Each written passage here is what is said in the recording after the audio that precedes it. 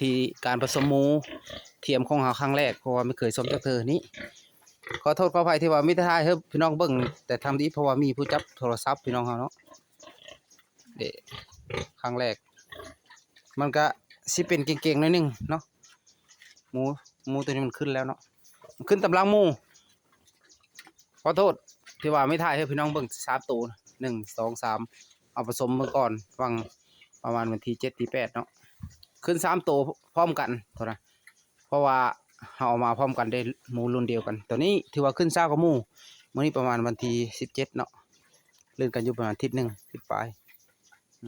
สมครั้งแรกก็อาจมีเป็นแน่เขาว่ามีเฮอบีบเข้าส่วนเฮาก็ปฏิบัติไม่ได้นะก็บีบแน่น้อยหนึงนะ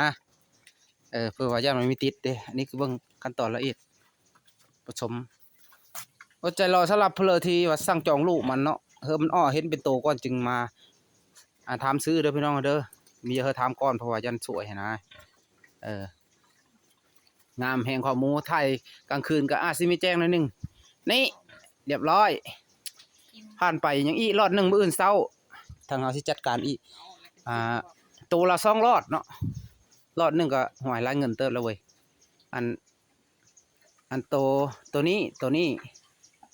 2 รอดเนาะตัวนั้นก็หักกันรอด1มื้ออื่นก็สิส้มอีกตัวนี้แม่ตัวนี้งามกว่าหมู่เพราะว่ามีนมลายเต้าเนาะส่วนเขาทดลอง3 รอดว่าอย่าเบิ่งว่ามันซีน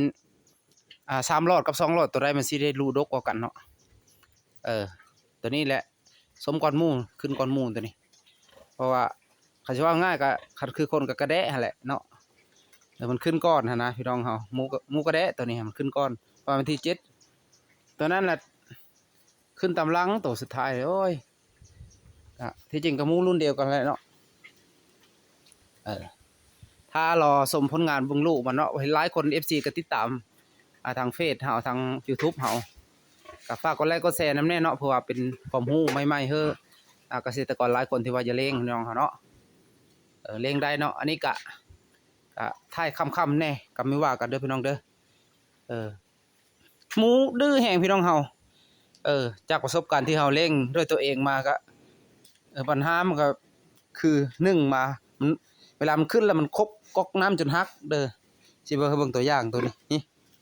นี่มันครบตัวนี้มันขึ้นตำลังงูนี่ฮักเลยมันเฮ็ด